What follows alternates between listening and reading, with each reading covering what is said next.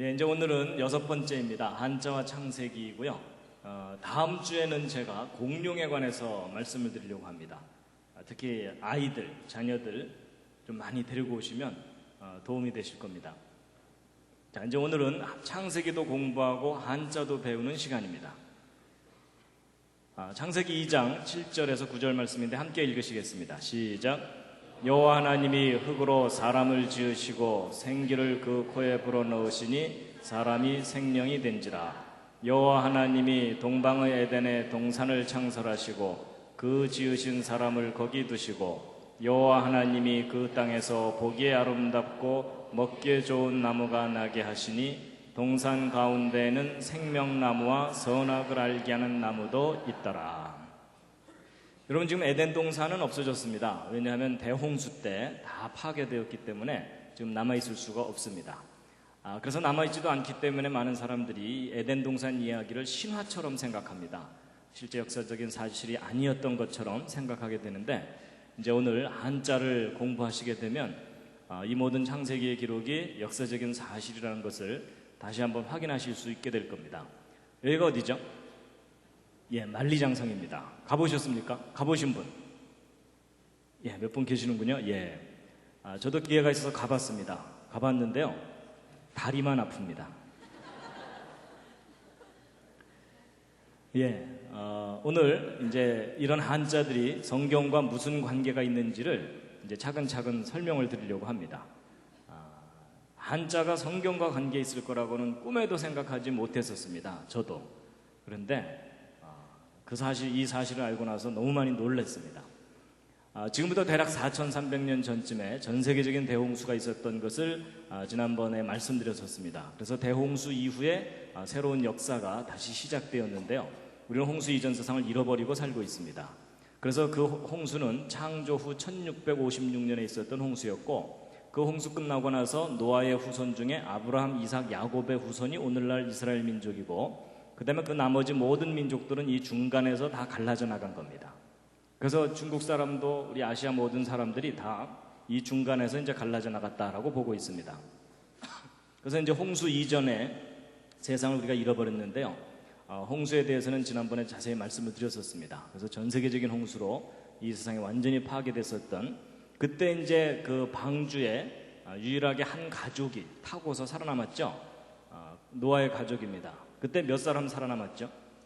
예, 8명이 그때 살아남았다고 되어 있습니다. 그래서 함께 읽으시겠습니다. 시작. 곧 그날에 노아와 그의 아들 셈, 함, 야벳과 노아의 처와 세 자부가 다 방주로 들어갔고, 그래서 그 8명이 그때 살아남았고, 지금 지구상에 살고 있는 모든 사람들은 그 8명의 후손입니다. 그래서 우리는 홍수 이전 세상을 잃어버리고 이제 살고 있는데요. 여러분, 그 홍수 끝나고 나서 이제 전 세계로 이제 사람들이 흩어지게 되는데, 그 흩어진 이야기는 지난번에 잠깐 말씀을 드렸던 것으로 알고 있습니다. 그래서 이 홍수 끝나고 나서 이제 동쪽으로 아예 베링해를 건너간 사람들이 아메리카 인디언들이고, 그러면 이제 동쪽으로 가다가 우리는 다리가 아파서 더 이상 못 가겠다 하고 일로 쏙 들어온 것이 우리 조상들입니다. 그래서 금년이 단기로 4338년에서 이제 9년으로 되고 있는데, 그러니까 우리 민족의 시작이 지금부터 4300년 전쯤이라면 그게 바로 성경에서 이야기하는 노아의 홍수 때쯤입니다. 그래서 대홍수 직후에 전 세계로 흩어진 사람들 중에 한 민족이 우리 민족이다라고 보셔도 틀리지 않습니다. 그리고 이제 지난번 제가 무궁화 말씀은 드렸었나요? 안 드렸었군요. 예. 이건 그냥 참고로 말씀드리는 건데요. 여러분, 우리 대한민국의 나라꽃이 무궁화죠. 근데 여러분이 무궁화하고 성경과 무슨 관계가 있는 거 아십니까? 여러분, 예수님을 상징하는 꽃이 있죠. 그래서 찬송가에도 샤론의 꽃 예수라고 나오죠. 그 샤론의 꽃 예수가 뭐냐면 이스라엘의 그 샤론 평야에 피는 그 로즈 오브 샤론이라고 해서 샤론의 장미꽃이거든요. 근데 우리는 장미꽃이라고 표현되어 있으니까 일반적인 장미꽃으로 알고 있는데 그렇지 않습니다. 이 샤론의 장미가 정확하게 무슨 꽃이냐면 무궁화 꽃입니다. 그래서 여러분, 이 무궁화 꽃이 바로 샤론의 장미입니다. 잘 모르셨죠? 그러니까 여러분, 놀랍게도 예수님을 상징하는 꽃이 무궁화 꽃인데 그 꽃을 우리 대한민국이 나라꽃으로 삼고 있는 겁니다. 기분 괜찮으시죠? 약간 얼떨떨하기도 하시죠? 왜 그걸 우리가 잘 상식처럼 몰랐을까요? 누가 안 가르쳐줘서 그런 겁니다. 그래서 여러분 이 무궁화에 대한 학명이 여기 시리아라고 써 있죠. 이 시리아가 이스라엘 북쪽에 있는 시리아 이쪽 지역입니다. 이쪽이 원산지입니다. 그래서 이쪽 지역의 옛날 유적 유물들을 발견해 보면 성벽이나 이런 곳에 무궁화 꽃잎, 나뭇잎 문양이 많이 발견됩니다. 예, 그냥 이것은 참고로 말씀드렸고요. 그 다음에 이제 동쪽으로 가다가 여기 땅 넓어 해 이러면서 살게 된 사람들이 누굽니까? 이게 이제 중국 사람들입니다. 예. 그런데 이 중국 사람들을 포함한 아시아 사람들이 한자를 함께 사용하고 있잖아요.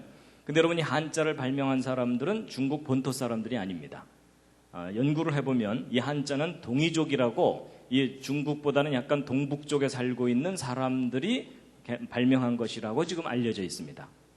그럼 이쪽 사람들이 한자를 발명했다면 우리 조상일 가능성이 아주 높다는 얘기입니다. 그래서 이제 이 한자에 대해서 이제 말씀을 드릴 텐데요. 여러분 이 한자를 발명한 사람들이 성경대로라면 노아의 후손이겠죠?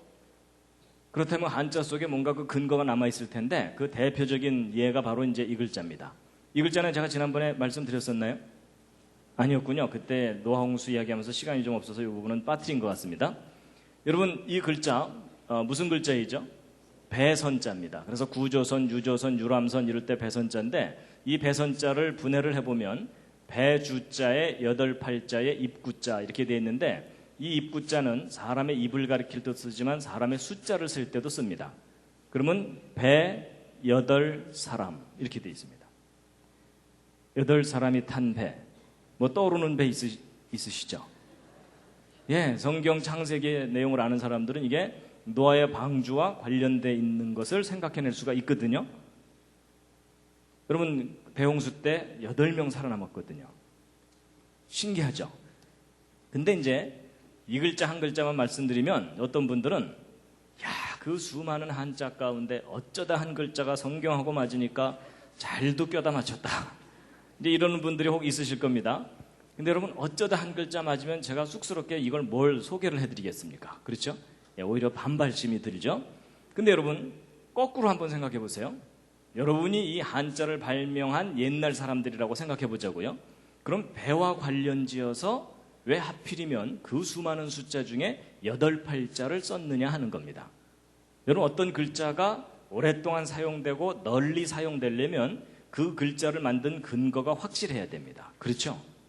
그럼 무슨 뚜렷한 근거가 없는 한 8팔자를 배와 관련해서 쓸 이유가 없다는 겁니다. 근데 성경 스토리를 우리가 알면 노아의 홍수 사건이 너무나 중요한 사건이고 그때 8명 살아남은 것이 아주 분명한 사실이었기 때문에 만약에 노아의 후손들이 글자를 만들었다면 이와 같이 만들었을 가능성이 높은 겁니다. 근데 이제 이 글자만 설명드리면 이제 우긴다 그러실까봐 또 다른 글자도 보여드리면요. 여러분 이것은 홍수 그럴 때 그 홍자죠. 그럴 때 이게 뭐냐면 물숫자하고 함께 공자입니다. 왼쪽에 물숫자죠.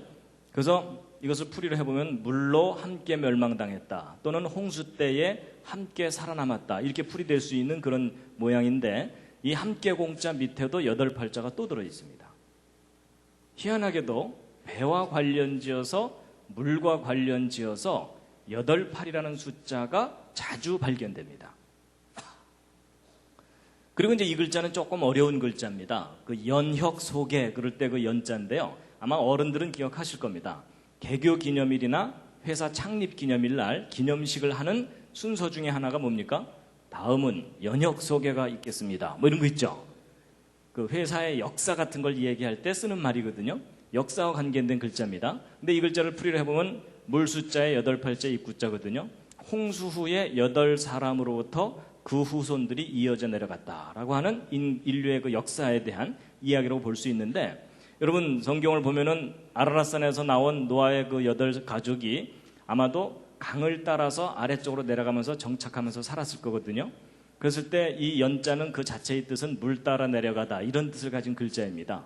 그래서 아마 노아의 후손들도 물 따라 내려가면서 살았고 또 이 큰 산맥을 넘어서 동쪽으로 이제 이동을 해야 되거든요. 그럼 큰 산을 넘고 난 다음에는 강을 따라서 하류로 내려가면서 정착하면서 살게 됩니다. 그래서 그것과 관계된 글자일 거다라고 추정하고 있습니다. 그리고 이제 이 글자는요, 운반하다 그럴 때 반자입니다. 나를 반자인데 이걸 분해를 해보면은 이 왼쪽에 있는 요 글자가 손수자고 그 다음에 배주자, 여덟팔자, 또 우자 이렇게 돼 있습니다. 그러니까 손으로 배에다가 8사람이 계속해서 뭔가를 옮기고 있는 것을 나타낸 글자입니다. 근데 성경 기록을 보면 하나님께서 노아에게 동물들을 방주에 다 싣게 하신 후에 또 식량을 옮겨 실으라는 명령을 하십니다. 그래서 성경 창세기 6장 21절을 보면요. 너는 먹을 모든 식물, 먹을 것을 네개로 가져다가 저축하라 이러면서 방주에 실는 것을 명령하시는데 그것과 관계된 글자일 거라고 보고 있습니다. 잘 껴맞추죠. 그런데 이제 한자 중에 참 신기한 글자가 하나 있습니다. 바로 이제 이 글자입니다. 이거 무슨 뜻이죠? 이게 지을, 조, 만들다라는 뜻을 가진 글자입니다. 그럼 도대체 저 글자가 무엇을 만드는 글자인가 하는 건데요. 여러분 이 글자를 분해를 해보면 이 흑토자의 삐침에 입구자의 책받침이라고 보통 배우셨죠. 한자 배우실 때. 근데 이제 우리가 보통 책받침이라고 배우지만 이것의 원형 글자가 이겁니다. 이게 뭐냐면 이게 터럭삼자입니다. 그래서 사람의 긴 머리카락을 의미합니다. 그리고 몸, 팔, 두 다리. 그래서 긴 머리를 가진 사람이 이렇게 착 하고 걷는 그런 모양을 나타낸 글자입니다. 그래서 이게 이제 그 뜻도 쉬엄쉬엄 가다, 달리다 이런 뜻을 가진 착자입니다. 그 다음에 이제 요 삐침이라고 알려진 이 글자는 모양새가 이렇게 삐쳐 있는 것처럼 돼 있어가지고 그렇지 이 글자의 원래 뜻이 무슨 글자냐면은 이 생명입니다. 생명을 표시하는 글자입니다. 그래서 생명할 때 그 날생자에도 여기 삐침 붙어 있죠. 근데 요 두 글자를 비교해보면 그 뜻이 아주 분명해집니다. 여러분 이 왼쪽에 있는 호자가 무슨 호자일까요? 저게 집호 그래서 아파트 몇 동 몇 호 할 때 그 호자입니다. 그리고 이 시자는 뭐죠? 주검시라 그래서 사람 죽은 시체를 의미합니다. 그럼 여러분 왼쪽에 있는 건 사람이 살고 있는 집이고 오른쪽은 죽은 시체죠. 뜻이 정반대이잖아요. 근데 이 글자가 비슷한데 차이가 뭐냐면 요 위에 삐침 하나 차이죠. 그러니까 뭐가 없으니까 시체입니까? 생명이 없기 때문에 시체 이렇게 되는 겁니다. 그 뜻이 아주 분명해지죠? 그럼 여러분이 이 글자가 이제 풀이가 됩니다. 보세요. 흙에 생명을 불어넣어서 말하고 걷게 한 것 이런 뜻입니다. 여러분 저 글자에 해당되는 사람은 딱 한 사람밖에 없습니다. 사람 중에는 누구죠? 아담입니다. 여러분 성경을 보면 하나님께서 여호와 하나님이 흙으로 사람을 지으시고 생기를 그 코에 불어넣으시니 사람이 생명이 된지라 이렇게 돼 있죠. 여러분 성경을 보면은 인류의 맨 첫 번째 조상인 아담이 흙으로 지음받았다고 돼 있거든요. 근데 희한하게도 한자 속에 그 스토리가 담겨 있어요. 여러분이 한자를 만든 사람들이 뭔가를 알고 있었던 사람입니다. 여러분 인류 가운데 아담만 흙으로 지음받았어요. 하와도 아담의 갈비뼈로 만들어졌고요. 여러분과 저는 어머니 태로부터 나와요. 그렇죠? 그러니까 이 글자에 해당되는 사람은 아담밖에 없어요. 참 신기하죠? 그러니까 여러분 흙으로 사람이 만들어졌다는 것은 이 성경을 알았던 사람들만 알았던 게 아니고요. 고대 동양 사람들도 그 사실을 알았었다는 얘기입니다. 근데 여러분 사람의 조상, 그러니까 이 아담이 흙으로 만들어졌다는 거 믿으시나요? 표정을 보아서는 지금 거의 안 믿으시는 표정입니다. 근데 여러분 아담이 흙으로 만들어졌다는 말이 과학적인 말입니까? 비과학적인 말입니까? 옆에 있는 분과 한번 상의해 보시죠. 자, 아담이 흙으로 만들어졌다는 건 과학적인 이야기다라고 생각하시는 분. 예, 여러분 계시고요. 아니다, 이건 좀 비과학적인 이야기다. 예, 그럼 나머지 분들은요. 들어보고 결정하시겠다 이런 표정이시네요. 여러분 저도 예전에는 흙으로 사람이 만들어진다는 건 비과학적인 것이라고 생각했습니다. 그런데 아니에요. 여러분 흙으로 사람이 만들어졌다는 것은 과학적인 이야기입니다. 무슨 말이냐? 여러분 과학적이라는 것은 지난번에도 제가 어떤 말씀드렸지만 원인과 결과가 분명한 것이 과학적인 겁니다. 그렇죠? 자, 그럼 이제 생각해 보세요. 여러분 죽으면 무엇으로 돌아가십니까? 흙으로 돌아가시죠. 여러분 중에 혹시 플라스틱으로 돌아가실 분 계십니까? 여러분 모든 사람은 죽으면 다 흙으로 돌아갑니다. 맞죠? 그래서 여러분 신토불이란 말이 무슨 말이냐면 우리 몸과 흙은 서로 다른 게 아니다. 그 얘기죠. 그래서 사람의 몸과 흙은 같은 성분입니다. 근데 사람이 죽으면 흙으로 가는 건 누구나 다 아는데 흙에서부터 사람이 만들어졌다는 건 잘 인정이 안 되시죠? 여러분 이해하실 수 있도록 설명을 해드리겠습니다. 보세요. 여러분 흙을 한 사 퍼서 어린아이들을 주면 어린아이들은 하루 종일 흙장난하고 놀다가 기껏 만드는 게 두꺼봐 이러면서 두꺼비집 하나 만듭니다. 그렇죠? 근데 그 똑같은 흙을 한 사 퍼가지고 여러분을 드리면 여러분은 나름대로 그릇 하나씩 만드실 수 있을 겁니다. 그렇죠? 그리고 여러분 중에 정말 솜씨가 좋으신 분들은 이런 도자기도 만드실 수 있겠죠? 근데 여러분 그 똑같은 흙을 한 사 퍼서 반도체를 만드는 과학자들 갖다 주면 그 과학자들은 이 흙에서 모래를 뽑아내고 모래 속에서 실리콘을 뽑아내고 정제하고 가공해서 금보다 더 비싼 반도체 칩을 만들어냅니다. 자, 그럼 여러분 한번 생각해 보세요. 재료는 똑같은 흙이에요. 그렇죠? 그런데 왜 아이들은 두꺼비집, 어른들은 그릇, 전문가는 그보다 더 훨씬 훌륭한 반도체 칩을 만들어내는 거죠? 결과가 다르죠. 결과가 다른데 그 결과가 다른 원인이 뭐예요? 그 원인이 뭘까요? 예, 여러 가지 표현할 수 있지만 지혜와 능력의 차이예요. 맞죠? 여러분 똑같은 재료를 가지고 지혜와 능력이 클수록 더 훌륭한 작품이 나온다. 이거 상식이죠. 자, 그럼 이제 보세요. 이런 식으로 이제 가는데 여러분 제가 지난번에 제일 첫 번째 그 주제를 말씀드릴 때에 이 반도체 칩하고 이 생명체를 비교해 드린 적이 있었습니다. 뭐 이미 지나간 추억이 되셨겠지만 하여튼 그런 적이 있었습니다. 그때 제가 이 반도체 칩과 세포의 정보 저장 능력에 대해서 비교를 해드린 게 있는데 여러분 요 밑에 있는 칩 640권 새로 개발된 것 이 속에 책 2만 권을 집어넣는다 그랬죠? 근데 이 오른쪽 세포에는 대략 백과사전 1000권 정도의 유전 정보가 들어있다 그랬죠? 근데 여러분 숫자상으로는 왼쪽에 더 커 보이지만 여러분 이 세포를 반도체 칩 위에다가 올려놓으면 보여요? 안 보여요? 보이지도 않을 정도로 지극히 작은 곳에 1000권이 들어있는 거예요. 그럼 여러분 이 둘을 똑같은 크기로 비교하면 이 오른쪽 세포가 1억 배가 넘습니다. 여러분 어느 게 더 훌륭한 작품인지 구별이 되시죠? 이거 구별 못하시는 분들은 잘 돌봐드려야 됩니다. 근데 여러분 이 반도체 칩이나 세포나 똑같이 재료가 뭐예요?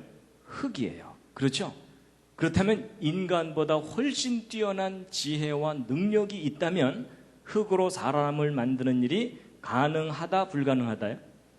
가능하다라는 겁니다. 그래서 여러분 보세요. 어린아이 두꺼비집, 어른 그릇, 전문가 반도체 칩, 이보다 더 훨씬 뛰어난 지혜와 능력이 있다면 흙으로 생명을 만드는 일이 불가능한 일이 아니다라는 겁니다. 그렇죠? 중요한 요점은 지혜와 능력이 문제이지 흙으로 사람이 만들어지는 일은 불가능한 일이 아닙니다. 이해가 되시나요? 하여튼 저는 그렇게 우기고 살고 있습니다. 그래서 흙으로 사람이 만들어졌다는 것은 과학적인 이야기다라고 저는 생각합니다. 자, 여러분 지금부터 이제 소개해드린 이 한자 이야기는 바로 이 책입니다. 창세기의 발견이라는 꽤 오래전에 나온 책인데 사람들에게 널리 알려지지를 않았습니다. 그동안. 그래서 C.H. 강이라고 하는 중국계 목사님과 에델 넬슨이라는 미국인이 그동안 발표된 논문 여러 가지 자료들을 종합해서 한자와 성경과의 관계를 밝혀낸 책입니다. 근데 이 책을 그대로 번역한 책이 이제 창세기와 중국 문자라는 책입니다. 근데 아쉽게도 이 책은 절판이 됐습니다.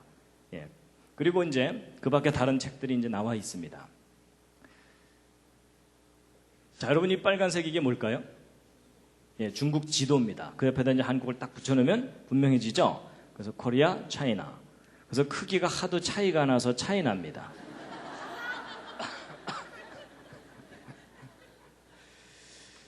그래서 이 중국을 포함한 아시아 사람들이 이렇게 이제 한자를 사용하고 있는데요. 기왕 이제 중국 한자 얘기를 해야 되니까 중국 잠깐 함께 구경하시겠습니다. 북경 천안문입니다. 그 천안문 사태 때문에 전 세계에 널리 알려지게 됐고 천안문의 야경이고요. 이 천안문 안쪽에는 고궁이라고 하는 우리한테는 자금성이라고 알려진 큰 이제 성이 있습니다. 여기 뭐 아주 어마어마한 건물들이 이렇게 있고 여기서 여기까지 들어가려면은 외국 사신들이 여기서부터 여기까지 들어가려면 기가 팍 죽을 정도로 크게 만들어 놨습니다. 그리고 이제 그 청조 때의 서태후의 여름별장이라고 하는 이화원입니다. 예, 그래서 뭐 어마어마한 규모의 이제 별장을 이렇게 만들어 놓은 곳이 또 있고요. 그 다음에 이제 천단공원이라 그래서 옛날 명나라, 청나라 시절에 황제가 상제에게 제사 지내던 장소입니다. 그리고 이제 그 밖에 이제 중국식 건물인데 우리 건물하고는 좀씩 다르죠? 그런데 중국이 너무나 짧은 시간 내에 급변했습니다. 그래서 여기도 중국입니다. 여기가 이제 그 상해입니다. 상해 푸동이라고 하는 그 신시가지인데 이 상해에 살고 있는 사람들은 자기들을 중국 사람들이라고 부르면 싫어한답니다. 상해 사람이라고 불러달라 뭐 이렇게 얘기한답니다. 북한의 김정일이 이 상해에 방문했다가 큰 충격을 받았죠. 예, 그래서 우리도 뭐 좀 하자고 뭐 이러면서 이제 하다가 된 것 중에 하나가 지금 평양과학기술대학을 지어주는 일이 지금 진행되고 있습니다. 그래서 이제 신시 가지고 그 반대편 이쪽에는 이제 구시가지인데 옛날 독일 사람들이 개발해서 유럽식 건물들이 이렇게 있고요. 하여튼 중국은 지금 너무나 빠르게 발전하고 있습니다. 그리고 이것은 저 티벳 고원의 포탈라궁이라고 하는 라마 불교의 성지라고 하는 곳입니다. 거대한 건물이 이렇게 있는데요. 저런 거 보시면서 와 크다 이렇게만 생각하지 마시고요. 주여 신학교로 바뀌게 하여 주시옵소서 이러면서 기도하셔야 됩니다. 예, 중국의 거리의 모습이고요. 요즘은 이런 모습들이 아주 빨리 사라져가고 있습니다. 여러분 이런 거 보시면 기분 괜찮으시죠? 예, 뭐 LG, 현대 뭐 하여튼 주렁주렁 걸려 있습니다. 하여튼 고대의 유물과 현대의 그 발전이 함께 있는 큰 나라가 중국인데요. 지금부터 이제 차근차근 이제 말씀을 드리면 여러분 제가 한자를 중국 문자라고 표현하지 않고 동방 문자라고 표현한 것이 중국 본토 사람들이 개발한 것이 아니기 때문에 제가 이제 저렇게 표현을 했습니다. 그런데 이 한자가 도대체 언제부터 만들어지기 시작했는지에 대해서 연구를 해보면 BC 2500년경쯤부터일 거라고 추정되고 있습니다. 근데 저것은 좀 대략 추정치이기 때문에 지금 현재로부터 대략 한 4500년 전쯤이거든요. 근데 지금부터 대략 한 4500년 전쯤이 바로 무슨 사건이냐면 성경의 노아의 홍수 사건입니다. 그러니까 대홍수 직후에 동쪽으로 간 사람들이 한자를 발명했을 가능성이 높다라고 볼 수 있다는 겁니다. 그 다음에 이제 한자를 분류할 때 이렇게 단순 무식하게 분류하지는 않습니다. 그렇지만 제가 이제 설명을 쉽게 하기 위해서 간단하게 분류를 해보면 어떤 모양을 그대로 본뜬 글자들이 있는가 하면 그것을 조합한 글자들이 있고 그 밖에 파생되는 많은 글자들이 있죠. 근데 여러분 이 세 가지 형태의 글자 중에 어느 글자가 가장 먼저 개발됐겠습니까? 당연히 맨 위에 부분에 기본 글자들이 먼저 개발됐겠죠. 이게 무슨 얘기냐면 이 한자를 발명해낸 그 처음 사람들의 생각을 읽어내려면 기본적인 글자들을 중심으로 분석해보면 된다. 그 뜻입니다. 동의가 되시죠? 예. 그리고 이제 중국 역사도 좀 제가 정리를 해드리면요. 여러분 예수님이 오셨을 때를 기준으로 해서 지금 21세기에는 중국이라는 나라가 있고 그 이전에는 중화민국, 청명, 원나라, 남송, 북송, 5호 16국 좀 이따 시험 보겠습니다.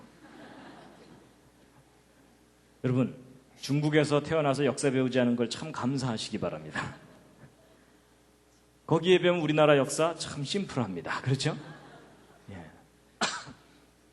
근데 여러분 보통 우리가 중국의 역사가 아주 오래된 것처럼 배우시죠. 그래서 보통 막 BC 6000년, 7000년 막 거의 만년의 역사를 가진 것처럼 배우시죠. 근데 여러분 그런 거에 속지 마시기 바랍니다.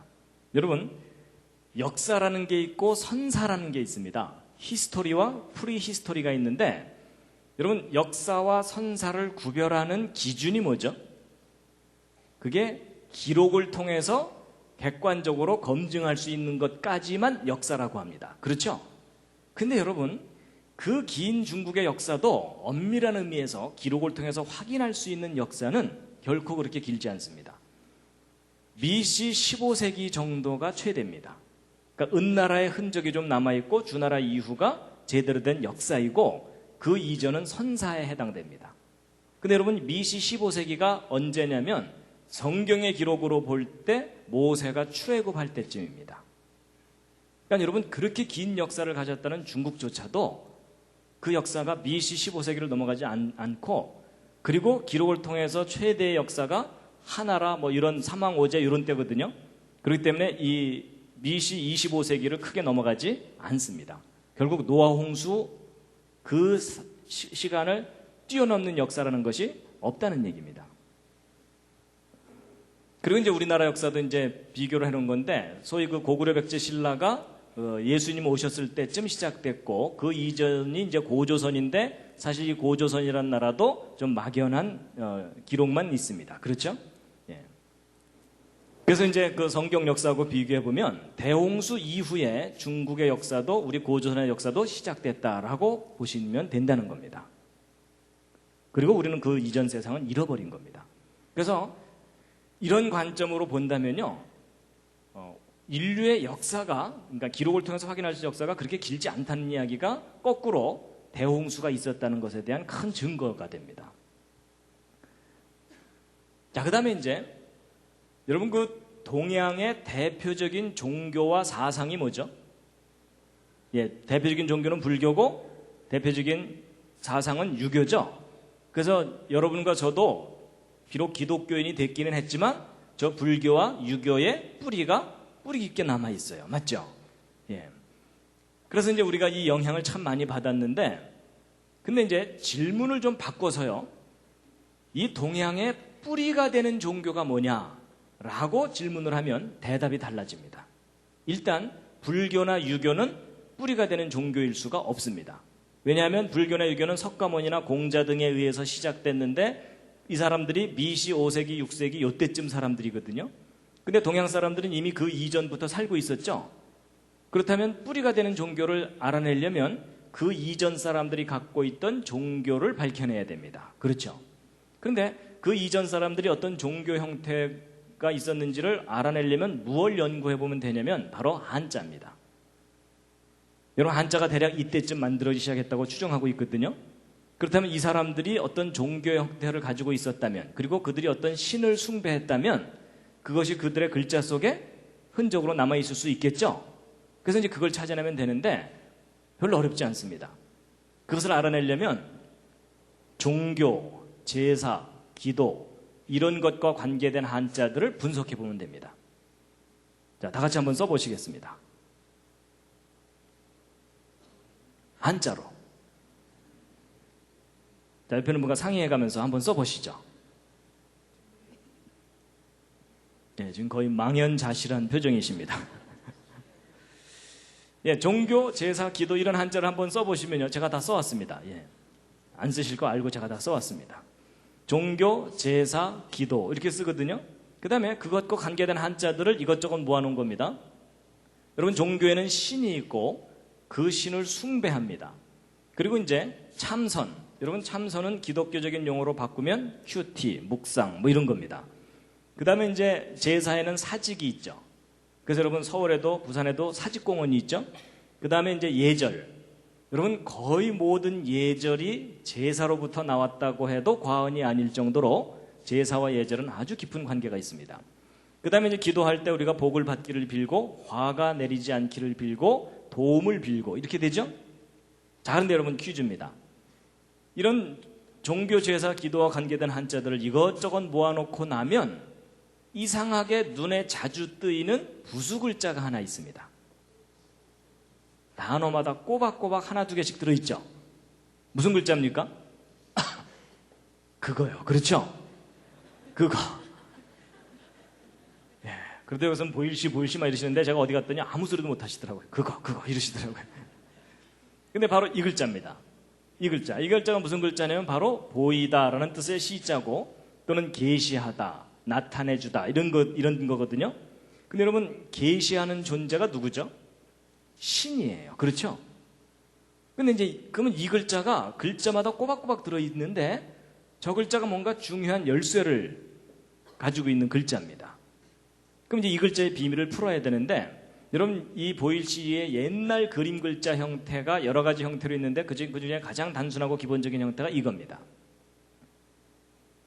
자, 그런데 여러분 우리가 한자를 배울 때 한자는 각 획마다 다 뜻이 있는 거 아시죠? 그렇죠? 그래서 한자 배울 때 기본 세 획이 어떤 거냐면 그걸 나타내는 글자가 바로 이 장인 공자입니다. 여러분 한자가 네모나게 보통 생겼는데 장방형으로 생겼는데 여러분 위에 가로로 한 획이 무슨 뜻일까요? 이게 하늘입니다. 하늘. 그럼 밑에 가로로 한 획은 뭐겠습니까? 땅입니다. 그리고 위에 가로로 내리그은 획은 뭘까요? 이게 사람입니다. 이게 기본 세 획이거든요. 그럼 이 관점으로 이 글자를 한번 보시면 여러분 위에 한 획이 뭐죠? 하늘. 그 다음에 사람, 사람이죠? 하늘 몇 사람이요? 세 사람. 하늘 세 사람. 그러면 혹시 뭐 관련해서 뭐 떠오르는 거 없으십니까? 예, 성경을 보면 이 우주를 창조하신 창조자 하나님이 사람에게 세 가지 모습으로 하나님 자신을 표현을 하셨습니다. 그 세 가지 모습이 뭐냐면 아버지로서 성부 하나님, 그 다음에 아들로서 아들의 모습으로서 사람의 모습으로 이 땅에 방문하셨던 예수 그리스도 성자 하나님, 그리고 세 번째는 성령 하나님이죠. 그런데 우리가 알고 있는 그 삼위 하나님이라는 개념하고 뭔가 글자 모양이 통해요. 그렇죠? 그렇다면 고대 사람들도 신에 대해서 정확한 지식을 갖고 있을 수 있었을 텐데, 근데 이제 이 글자만 설명드리면 우긴다 그러실까봐 제가 이제 한 글자 더 알려드리면요. 여러분 하나님의 삼위 중에 성부, 성자, 세 번째가 뭐죠? 성령이죠. 근데 그 령자 쓸 줄 아십니까? 한자로?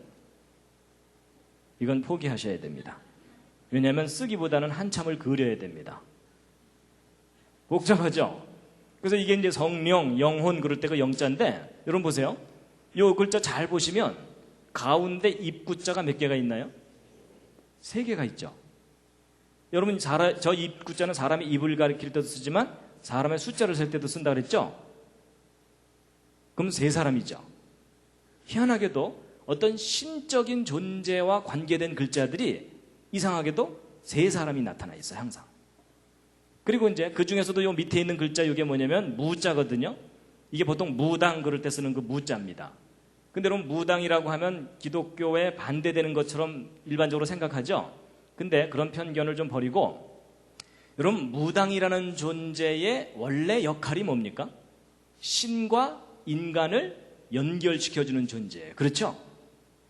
근데 여러분 이 무자 자체만 다시 한번 들여다보세요. 이 무자를 보시면 위에 한 획이 뭐라 그랬죠? 하늘, 땅, 사람인데 두 사람이 더 있죠. 여기도 몇 사람이에요? 여기도 세 사람이에요. 뭔가 공통점이 있죠. 그렇다면 이 모든 것들을 종합해 볼 때 이 보일시라는 종교 제사 기도와 관계된 글자에 꼬박꼬박 나타나는 이 글자가 고대 동양 사람들이 그들이 숭배하던 신 또는 신과 관계된 뭔가 중요한 것을 나타낸 글자일 가능성이 높다라고 해도 큰 무리가 없겠죠. 아니면 말고요. 제가 조심스럽게 얘기하는 겁니다. 자, 그런데 그럼 이 글자가 그거 관계 있다라고 좀 우리가 좀 어느 정도 타당성이 있다고 생각한다면, 한자 중에 성경 창세기 이야기를 모르면 안 풀리는 글자가 참 많아요. 그 중에 아주 대표적인 글자가 뭐냐면 바로 이 글자입니다. 여러분 저건 무슨 글자죠? 예, 금지하다라는 금자입니다. 여러분 청소년 시절에 한 맺히는 글자 아닙니까? 그렇죠? 예, 호기심에 한번 들어가 보고 싶은데 미성년자 출입 금지 뭐 이렇게 돼 있는 거예요. 그리고 요즘 이제 차가 많아져 갖고 골목마다 주차 금지. 여러분 사람이 자기가 마음껏 뭔가를 하고 싶은데 그거 못하게 하면 한이 맺혀요. 그렇죠? 그래서 여러분 우리로 하여금 한 맺히게 하는 글자가 저 금할금자인데, 여러분 이 금지하다라는 금자를 일반적으로 풀이하면 숲을 님자에 보일 시자거든요. 근데 여러분 숲이 보이다, 숲이 보이다, 이거 하루 종일 생각해도 하지 말아라는 뜻을 가져야 될 뚜렷한 이유가 떠오르질 않아요. 근데 여러분 이 글자는 이렇게 풀면은 안 되고요. 이 숲을 님자 자체가 나무가 몇 개가 있어요? 두 개가 있죠. 그럼 이 두 개를 나무를 따로따로 해놓고 나면 풀려요. 두 개의 나무와 그리고 신과 관계된 무엇이라 그랬죠? 그럼 여러분 성경 창세기 이야기를 알면은 여러분 에덴 동산 중앙에 두 나무 있었죠. 그렇죠? 생명나무와 선악을 알게 하는 나무, 그리고 하나님. 그러면은 뜻이 뭐예요? 하지 말아라. 여러분 에덴 동산 사건을 우리가 알면, 여러분 하나님께서 아담과 하와에게 모든 걸 다 허락하셨는데 맨 처음에 딱 하나 금하신 게 있었어요. 뭐였죠? 선악을 알게 하는 나무의 실과는 먹지 말아라. 내가 먹는 날에는 반드시 죽을 것이다. 그래서 여러분과 저는 지금 다 죽어요. 그렇죠? 근데 아담과 하와가 그걸 따먹었어요. 따먹고 나서 에덴 동산에 쫓겨납니다. 근데 쫓아내실 때 하나님께서 또 하나 금하신 나무가 있어요. 그게 뭐죠? 생명나무예요. 그래서 생명나무 가는 길을 천사들과 화염검으로 지키게 하셨어요. 그래서 여러분 그 창세기 에덴 동산 이야기를 다 정리해 보면 하나님께서 인간에게 모든 걸 다 허락하셨는데 딱 두 가지 금한 게 뭐예요? 선악을 알게 하는 나무와 생명나무. 그 두 나무와 하나님. 그럼 합치면 뜻이 뭐예요? 하지 말아라. 잘 껴맞추죠. 그런데 여러분 그렇게 풀이될 수 있는 모양을 하고 있는 게 너무 신기하지 않으세요? 아니 생각해 보세요. 나야 에덴 동산 이야기를 아니까 나무 2개 이렇게 그려놓고 하늘에서 오신 3분 이러면서 상대방을 딱 보여줬는데 상대방이 이게 뭔 소리요? 이러면은 그 글자 사용할 수 있어요 없어요? 할 수 없어요. 근데 내가 나무 2개 그려놓고 하늘에서 오신 3분 이러면서 상대방을 딱 보여줬더니 상대방이 뭐라고 알아듣는 거예요? 하지 말아라. 이게 지금 수천 년 동안 사용되어 왔다는 얘기는 이걸 사용한 사람들이 그 이야기를 서로 알고 있었어야만 가능한 일이에요. 맞죠?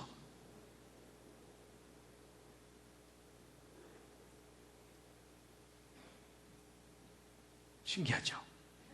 근데 이제 이 글자만 또 알려드리면 또 우긴다 그러실까봐 제가 관련된 글자들을 더 알려드리면요. 여러분이 하나님이 금하신 나무에 사람이 다가간 겁니다. 이게 누구겠어요? 하와가. 그래서 가서 봤더니 성경에 뭐라고 써있죠? 보암직도 하고 먹음직도 하고 지혜롭게 할 만큼 탐스러운지라 이렇게 돼 있어요. 야 저거 하나 따먹으면 수능 만점 받겠다 뭐 이런 거예요. 그래서 이게 그 뜻이 뭐냐면 우러러보다 고개를 쳐들다라는 금자예요. 이 밑에 있는 글자가 더 리얼해요. 보세요. 여러분 하나님이 금하신 그 두 나무에 여자가 다가갔죠? 이 여자 누굴까요? 하와. 그렇죠? 그래서 여러분 이게 무슨 뜻일까요? 놀라지 마세요. 이게 탐내다 욕심을 부리다라는 람자예요. 여러분 지금 좀 소름이 좀 돋지 않으세요?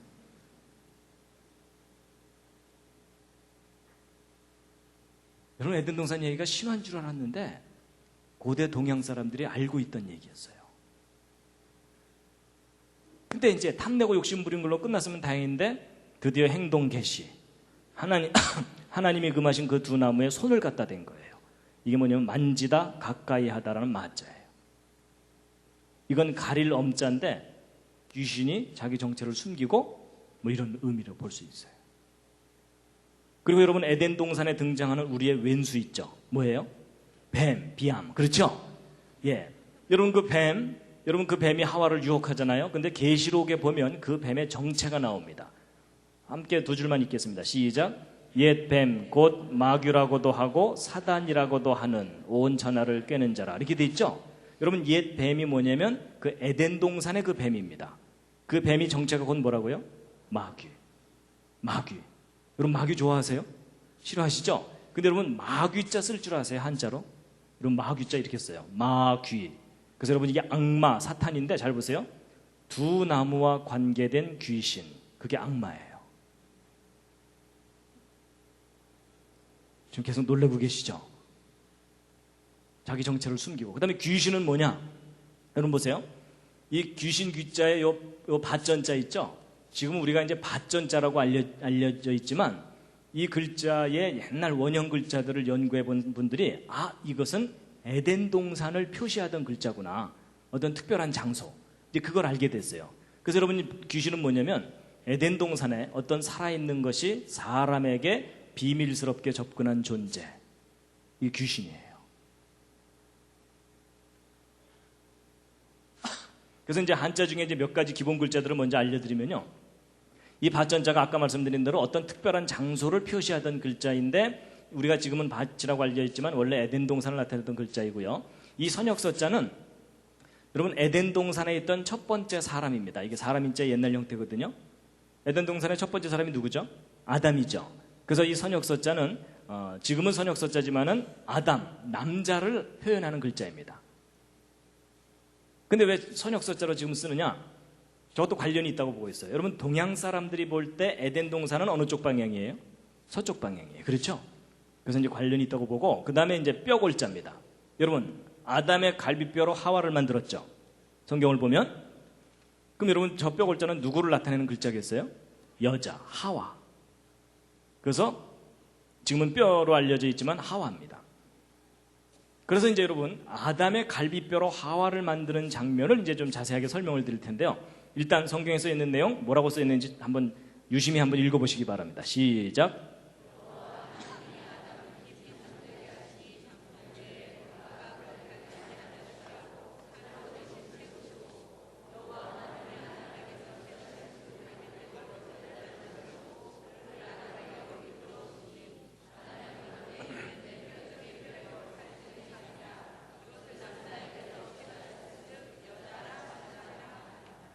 예, 여러분, 여자는, 하와는 아담의 갈비뼈로 만들어졌다고 성경에 되어 있습니다. 자, 퀴즈를 드리겠습니다. 여러분, 오늘날 남자들이 갈비뼈 양쪽 개수가 똑같을까요? 다를까요? 옆에 있는 분과 한번 상의해 보시기 바랍니다. 자, 그리고 남자분들은 한번 튕겨 보시기 바랍니다. 띠리리리리링. 아니, 옆에 있는 분하고 싸우셨나요? 왜 서로 상의를 안 하시나요? 자, 확인해 보겠습니다.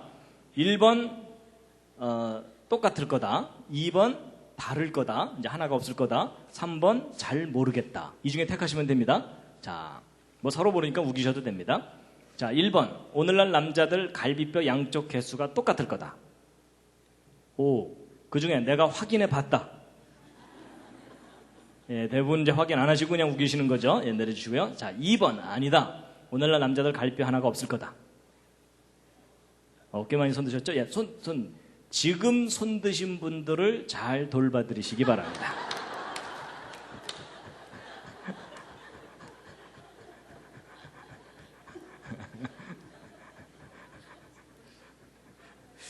왜 손 드셨습니까? 아담의 갈비뼈로 하와를 만들었으니까 남자들은 갈비뼈 하나 없어야 된다. 이 생각 때문에 손 드셨죠? 예, 하여튼 옆에서 잘 돌봐드리시기 바랍니다. 여러분, 저는 과학을 공부하고 또 이제 성경을 믿고 그러다 보니까 신앙의 과학화를 부르짖는 사람 중에 하나입니다. 여러분, 하나님이 창조하신 세상의 원리와 법칙을 정확하게 모르면, 그러니까 쉽게 얘기하면 과학을 잘 모르면 미신, 맹신, 불신 이런 게 생기게 돼 있어요. 아주 그 대표적인 예가 바로 이 갈비뼈 얘기입니다. 오늘날 남자들 갈비뼈 양쪽 개수 똑같습니다. 똑같아요. 그러면 성경 틀린 거 아니냐? 아니에요, 여러분. 그거 잘 이해하셔야 돼요. 여러분, 아담의 갈뼈를 꺼냈다고 해서 그 후손들이 갈뼈가 없질 않아요. 여러분 생각해 보세요. 아담 갈비뼈 꺼냈다 그래서 아담과 하와가 자식을 낳으면 애가 갈비뼈가 하나 없어서 나올까요?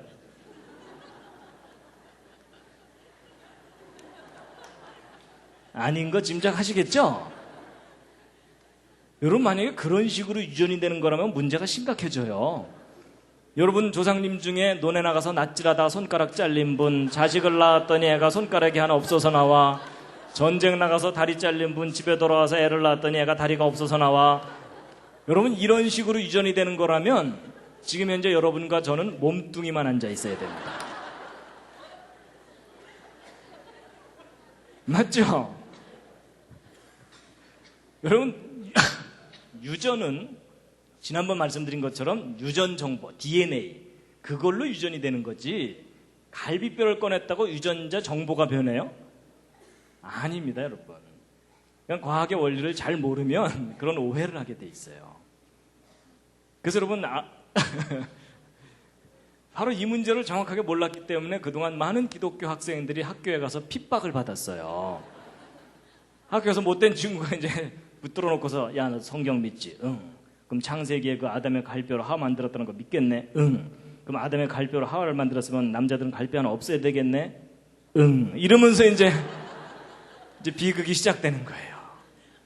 근데 뭐 엑스레이 찍어보고 뭐 다 봐도 인체도감 다 봐도 갈비 양쪽에서 똑같거든요. 그거 봐 임마 성경 틀렸잖아 이러면은 이 학생이 아무 말도 못하는 거예요. 그렇죠? 그냥 얼굴이 빨개져갖고 그날 저녁 교회 뒷자리 어두컴컴한 데 앉아서 울면서 기도하는 거예요. 주여 이게 어찌 된 일이옵나이까.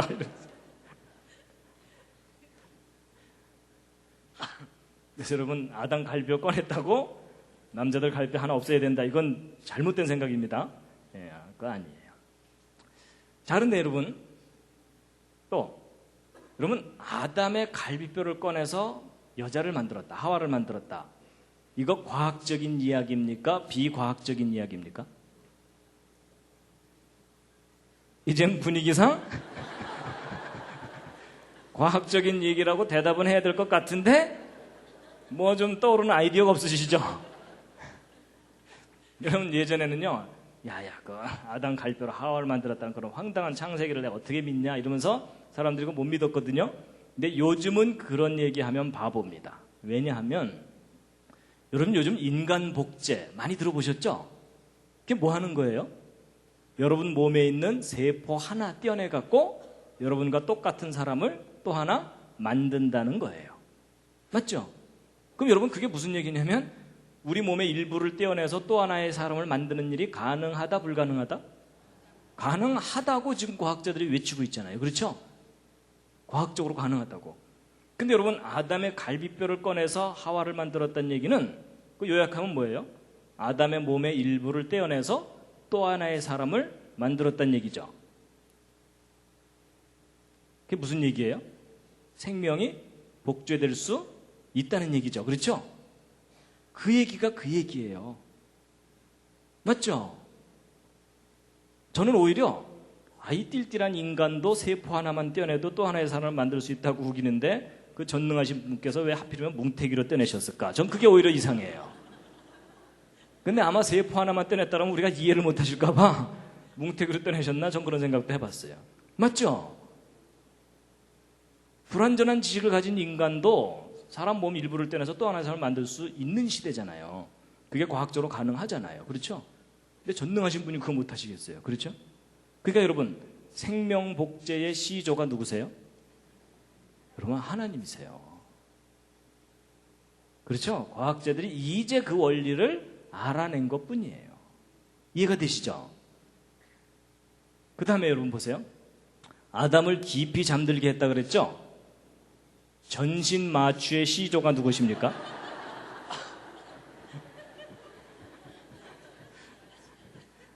여러분 요즘은 마취 기술이 개발돼서 쉽게 마취들을 잘 하지만 옛날에 얼마 전까지 마취제 개발된 지 얼마 안 됐어요. 그 이전에는 수술할 때 어떻게 했겠어요? 막 다리 썩어 들어가는 사람들 그냥 묶어놓고 톱으로 자르는 수밖에 없어요. 맞죠? 그게 얼마나 끔찍한 일이에요. 근데 여러분 성경을 봤더니 뭐가 써 있어요? 갈비뼈를 꺼내는 치명적인 수술을 해도 모를 정도로 깊이 잠들었다고 돼 있죠? 그렇다면 인간이 죽지는 않으면서도 고통을 느끼지 않으면서 긴 시간 동안 잠들어 있을 수가 있다는 얘기죠. 그게 마취제를 개발한 동기 중에 하나예요. 참 희한하죠? 성경이 훨씬 먼저고 훨씬 과학적인 이야기가 되어 있습니다.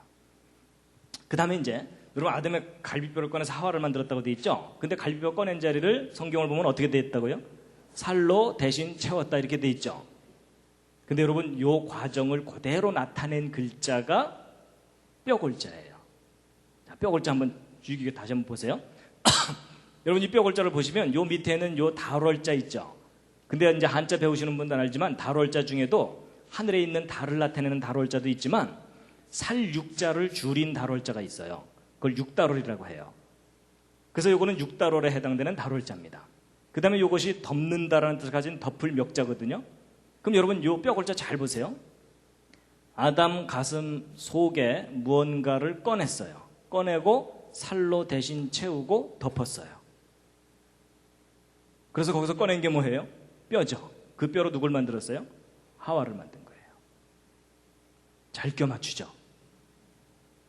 그런데 여러분 그렇게 설명될 수 있는 모양을 하고 있는 것이 참 신기하죠. 여러분 지금은 여기 이렇게 꺾어진 거로 이렇게 되어 있지만 옛날 그림 글자 중에는 이게 드립자로도 되어 있어요. 아담 가슴 안쪽에 손을 집어넣어서 꺼낸 그런 거예요. 그거 참 신기하죠? 자, 이제 제일 중요한 퀴즈를 또 하나 이제 드릴 겁니다. 재미있는 퀴즈입니다. 이번 퀴즈는 뭐냐면요. 여러분, 이제 우리는 성경 보통 읽으면서 하나님께서 뭐 꺼내서 만드셨는가 보다 이렇게 그냥 넘어가 버리잖아요. 근데 여러분 좀 더 구체적으로 생각해 보세요.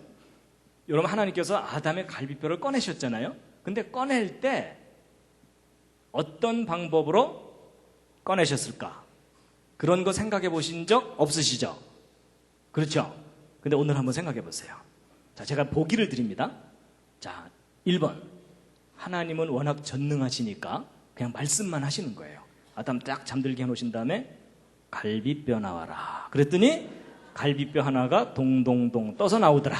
그래서 1번 동동동. 자, 1번 동동동입니다. 자, 2번은 뭐냐? 뭐 전능하셔서 말씀으로만 하실 수도 있지만 그래도 손수 막 흙으로 사람을 만드시고 이런 걸로 보아서 손수 뭔가를 하셨을 것 같아요. 그래서 아담을 딱 잠들게 하신 후에 가슴 속으로 손을 쑥 집어넣어서 갈뼈를 툭 꺼내는 거예요. 근데 이제 여러분 그 SF 영화 같은 거 보면은 사람 몸속에 손을 쑥 집어넣었다 꺼내는데도 감쪽 같은 거 있죠. 그렇죠? 자, 그래서 2번 SF. 그다음에 이제 3번은 뭐냐? 여러분 아무래도 갈비뼈 꺼내려면 가슴을 절개해서 열어야 되죠. 그리고 갈비뼈 꺼내고 살로 대신 채우고 덮기만 하면 되는 게 아니라 살이 벌어지니까 꼬매야 돼요. 그렇죠? 그래서 3번 정식 외과 수술. 자, 이 셋 중에 어느 것인지 옆에 있는 분과 한번 또 상의해 보시기 바랍니다. 자, 1번 동동동, 2번 SF, 3번 정식 외과 수술.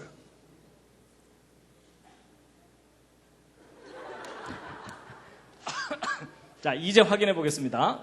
서로 모르니까 우기셔도 됩니다. 예, 재미삼아 그냥 한번 풀어보시면 됩니다. 자, 전능하시기 때문에 말씀만으로 하셨을 거다. 자, 1번 동동동. 동동동일 거다.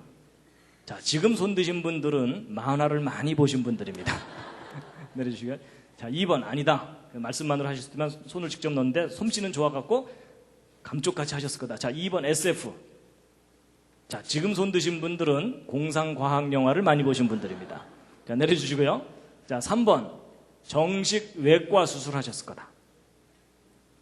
자, 지금 손 드신 분들은 하나님의 전능하심을 잘 안 믿는 분들입니다.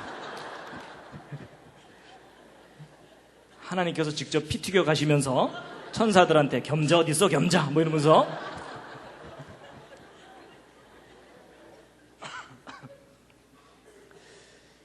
근데 여러분 몇 번일 것 같습니까? 저는 나름대로 근거가 있습니다. 제 생각에는 저도 이제 올라가서 확인해 봐야 돼요. 아담 만나서 확인해 봐야 되지만 제 생각에는 3번이에요. 정식 외과 수술. 왜냐하면 한자에도 좀 그 흔적이 있는데요. 살로 대신 채우고 덮었다고 돼 있죠. 그럼 덮었다는 얘기는 열었으니까 덮었겠죠. 그렇죠. 그래서 여기에 이제 흔적이 있는데 그보다 더 중요한 단서가 더 확실한 단서가 뭐냐면요. 아담의 고백입니다. 아담의 고백. 여러분 아담은 완벽하게 기절했다 일어났죠. 근데 앞에 여자가 있는 거예요. 하나님이 이제 만들어서 데리고 왔으니까. 근데 아담이 뭐라고 고백해요? 이는 내 뼈 중에 뼈요 살 중에 살이라고 얘기를 하죠. 쉽게 얘기하면 뭐예요? 이건 내 뼈다구다 이러면서 지금 자기 거라고 주장하는 거잖아요. 그렇죠? 근데 그게 좀 이상해요. 왜냐하면 저 하나님이 가르쳐 주셨다는 말도 없거든요. 아담이 스스로 한 말이에요. 이상한 게 뭐냐면 여러분 아담은 자기가 흙으로 지음받았다는 거 알겠죠. 일단 그죠? 하나님과 대화가 되는 사람이니까. 그럼 이제 아담이 완벽하게 기절했다 딱 일어났어요. 근데 앞에 여자가 있어. 그럼 아담이 뭐라고 생각해야 되냐면 내가 기절한 사이에 하나님께서 이 여자도 흙으로 만들어서 내 앞에 데리고 왔는가 보다라고 생각하는 것이 정상적인 판단이에요. 맞죠? 근데 아담이 지금 그렇게 말을 하는 게 아니라 지금 뭐라고 우기는 거예요? 이 여자는 내 뼈다구다 이러면서 소유권을 주장하고 있는 중이에요. 맞죠? 그럼 여러분 아담이 이 자기 거라고 우기려면 뭔가 근거가 있어야 되잖아요. 그래서 제가 생각해 봤더니 아마도 상황이 이런 것 같아요. 아담이 기절했다 딱 일어났어요. 앞에 여자가 있어. 감탄할 틈도 없이 옆구리가 욱신욱신 쑤시는 거예요. 여러분 그 대수술을 했는데 여기가 뭐 멀쩡하겠습니까? 그래갖고 아담이 이상하다 싶어서 밑으로 딱 내려다봤더니 뭐 꺼낸 자국이 있어. 그래서 이제 확인하느라고 위에서 띠리링 튕겨봤더니 하나가 비어. 그럼 아담의 합리적인 결론은 뭐겠어요? 이 여자? 예, 이거 꺼내서 만들었으니까 누구 거예요? 이 여자 내 거다. 제가 하도 할 일이 없어서 별 생각 다 해봤습니다. 근데 여러분, 제가 이렇게 우기는 것도 또 근거가 있습니다. 여러분이 아담 갈비뼈 꺼낸 흉터 있었겠어요? 없었겠어요? 하나님이 워낙 솜씨가 좋으시니까는 없애실 수도 있죠. 그런데 남겨두셨을 가능성이 높아요. 왜냐하면 그 예가, 여러분 엊그제가 이제 부활주일이었죠? 여러분 예수님 부활하셨을 때 제자들에게 무엇 보여주셨어요? 손에 못자국과 옆구리에 창자국 보여주셨죠? 여러분 예수님이 누구시냐면 창조자 하나님이세요. 창조자 하나님이 이 땅에 오셔서 부활을 하셨는데 이 손에 못자국, 창자국 이거 지우실 수 있겠어요? 없겠어요? 지우실 수 있죠. 근데 안 지우신 걸까요? 못 지우신 걸까요? 예, 분위기상 안 지웠다고 대답하셔야 되겠죠? 혹시 못 지우셨을까요? 잘 안 없어지네 뭐 이러면서 아니, 그럼 안 지우셨어요. 그건 예수님 자신을 위해서가 아니에요. 누구를 위해서? 제자들에게 증거로 확인시켜 주려고. 맞죠? 그래서 예수님도 그 흉터 안 없애신 걸로 볼 때 하나님께서 아담 갈비뼈 꺼내신 후에도 그 흉터 그냥 평생도록 지니고 살도록 하셨을 가능성이 높아요. 그럼 아담은 이제 부부싸움 할 때마다 항상 여기를 보면서 아 여기서 나왔지 뭐 이러면서 이해가 되시죠? 그래서 여러분 천국에 가서 아담을 찾는 법 뭐예요? 그 흉터 있는 분 찾으시면 돼요. 근데 예수님도 흉터가 있으시거든요. 그러니까 예수님과 아담을 구별하는 방법이 뭔지 아세요? 손에 못자국도 구별하면 되지만 또 하나가 배꼽이에요. 배꼽. 아담은 배꼽이 있겠어요? 없겠어요? 네, 지난번에 얘기한 대로 근데 예수님 배꼽 있으세요? 없으세요? 있으시죠. 그렇죠. 마리아의 태로부터 나오셨으니까. 하여튼 제가 뭐 창세기로 별 생각 다 해봤습니다. 여러분 창세기 이렇게 공부하면 너무너무 재밌습니다. 자, 그래서 여러분 보세요. 필요하다는 요자죠. 필요할 요자인데 여러분 사람이 살다 보면 필요한 게 정말 많잖아요. 뭐 아파트도 필요하고 다 필요하잖아요. 그런데 가장 필요한 게 뭔지 한자에 잘 나타나 있는데 여러분 아까 말씀드린 대로 풀이하면 이게 다 풀려요. 아담에게 누가 필요해요? 여자가. 여러분 성경을 보면요. 하나님께서 아담 만드신 다음에 곧바로 하와를 만들어주지 않으시고 동물들 이름 짓게 하셨어요. 맞죠? 그러니까 그리고 나서 여자를 만들어줬거든요. 그래서 여러분 그걸 순서를 잘 보면요. 남자들에게는 사명이 먼저고 그 다음에 여자예요. 그렇죠? 하여튼 그렇게 돼 있어요. 근데 창세기를 읽으면 하나님께서 첫째 날, 둘째 날, 셋째 날 만드시면서 보시기에 좋았더라, 보시기에 좋았더라, 보시기에 좋았더라 계속 나오는데 좋지 않다고 한 장면이 여기 나와요.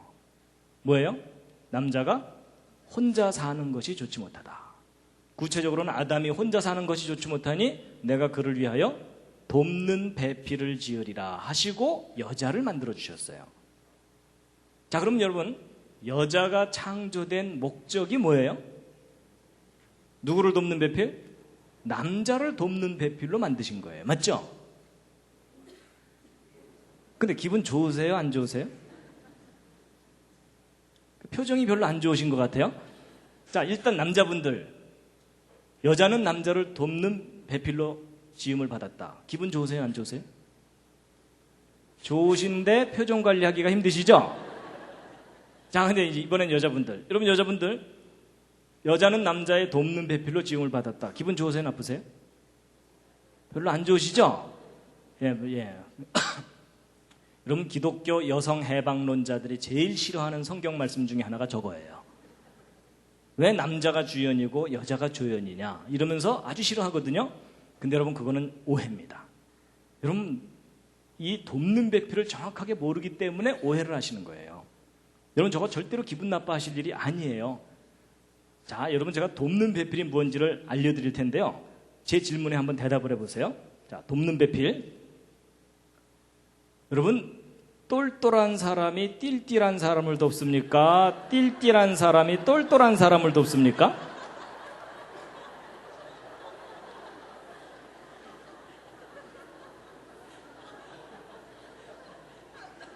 아니 웃지만 마시고 빨리 대답해 주세요.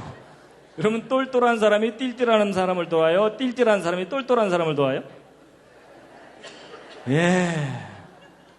지금 수십 년 묵은 채증이 내려가시죠? 그럼 제가 지금 웃자고 하는 얘기가 아니고요. 이게 굉장히 중요한 원리입니다. 성숙한 사람이 미숙한 사람을 돕게 돼 있고요.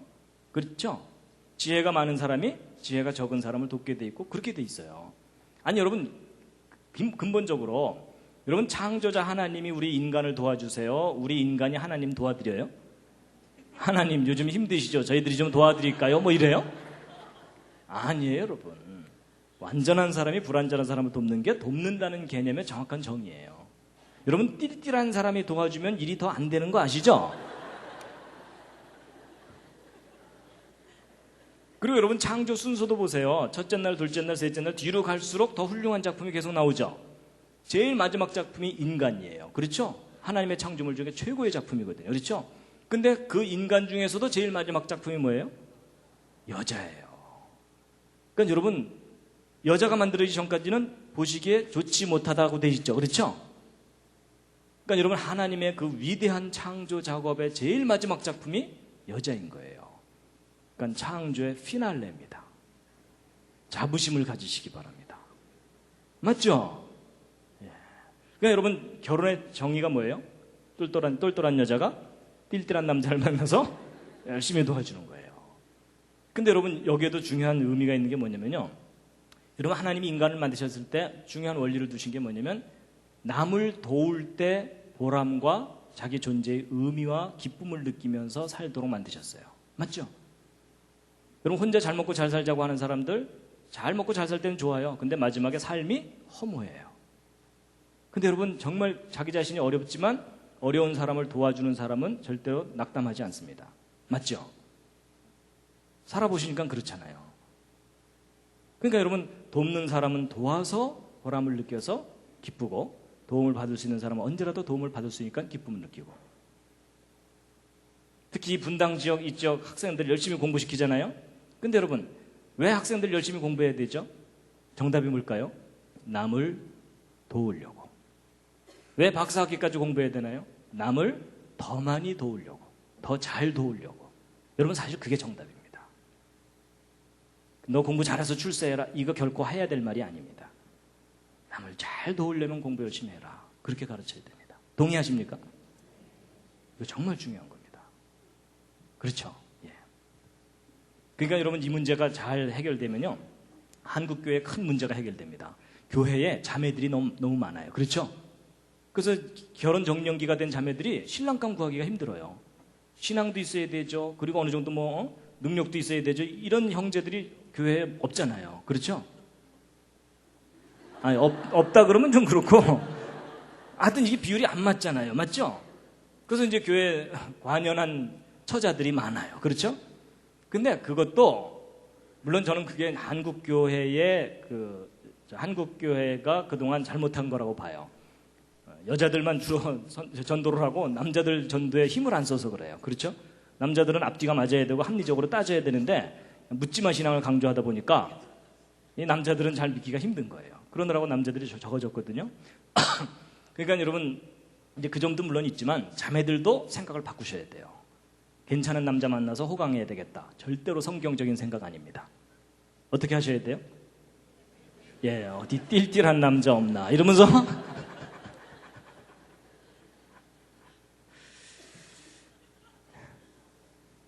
잠시 기지개 한번 켜시겠습니다.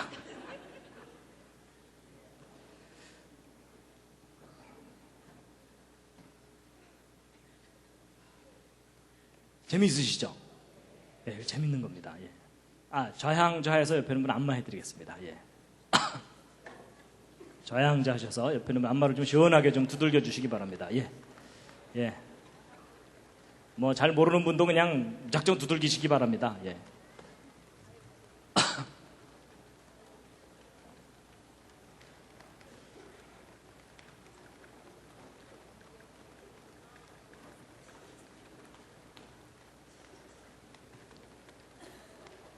예, 반대로도 해주시고요. 예. 언제나 그렇듯이 옆에 있는 분이 오케이 할 때까지입니다.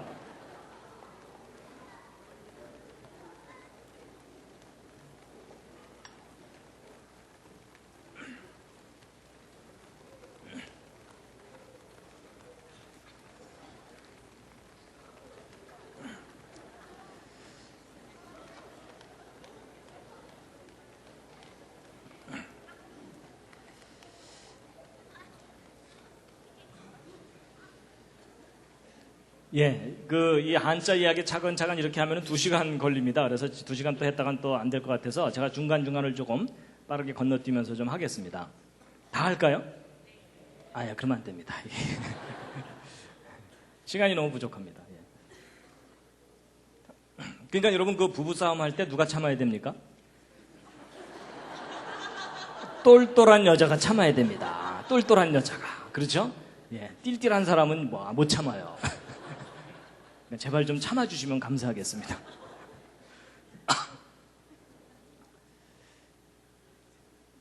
그래서 여러분 배필이 뭐냐? 여러분 아까 말씀드린 대로 하면 잘 풀려요. 여러분 아담으로부터 만들어낸 또 하나의 몸을 가지고 짝을 지어주신 거예요.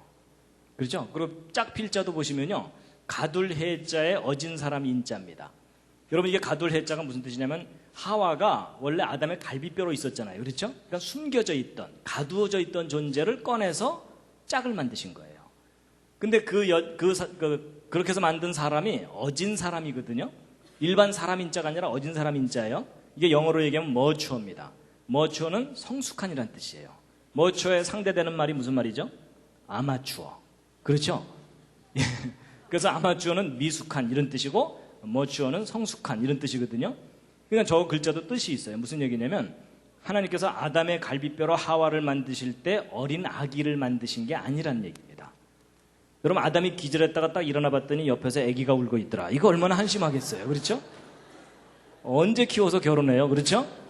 예. 그리고 또 몸은 성숙한 여인인데 바보더라. 이것도 심각하죠? 그게 아니라 몸도 성숙하고 정신도 지혜도 능력도 성숙한 여인으로 곧바로 만들어주신 거예요. 그래야 바로 돕는 배필이 되는 거죠. 그렇죠? 예. 그 다음에 이제 보세요. 여러분 이게 뼈 골자가 여자, 하와라 그랬죠? 그럼 이제 이 글자들이 다 풀립니다. 여러분 하나님이 금하신 그 두 나무에 여자가 다가가서 자꾸 물어보는 거예요. 누구한테? 뱀한테. 이건 뭐예요? 저건 뭐예요? 이런 거예요. 원래 누구한테 물어봐야 돼요?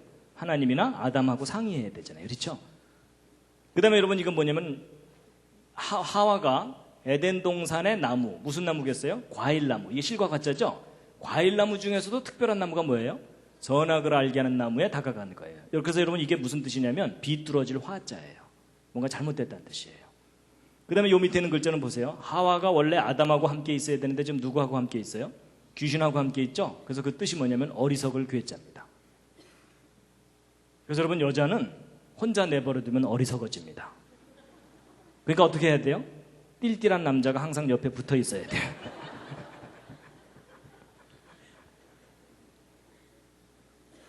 그 다음에 이제 영혼이 뭐냐? 여러분 이 혼자 이게 뭐냐면 이를 운자의 귀신 귀자거든요. 이게 뭐냐면 귀신과 하와가 대화한 내용의 주제가 영혼이에요. 여러분 하나님께서는 반드시 죽는다고 하셨죠? 근데 하와는 헷갈려갖고 죽을까 하노라 이랬고 뱀은 아예 거짓말을 하면서 안 죽는다 이랬죠? 도대체 뭐가 죽는다는 얘기예요? 하나님이 인간에게 주신 영혼. 우리를 영원히 살리는 그 영혼이 죽느냐 사느냐 그 문제였어요. 맞죠? 그 다음에 이제 벌거벗을 낳자입니다. 여러분 이 벌거벗을 낳자 왼쪽에 요 글자가 오드이자고 오른쪽이 실과 가짜죠? 이 실과가 무슨 실과겠어요? 선악을 알게 하는 나무예요. 선악을 알게 하는 나무 때문에 옷을 해 입은 거예요. 왜냐하면 벗은 줄을 깨닫고. 그래서 아담과 하와가 무화과 나무 잎을 엮고 치마를 했다고 돼 있죠? 근데 이제 하나님께서 짠하고 나타나셔갖고 야 니네들 패션 좋다 계속 입어라 이러셨나요?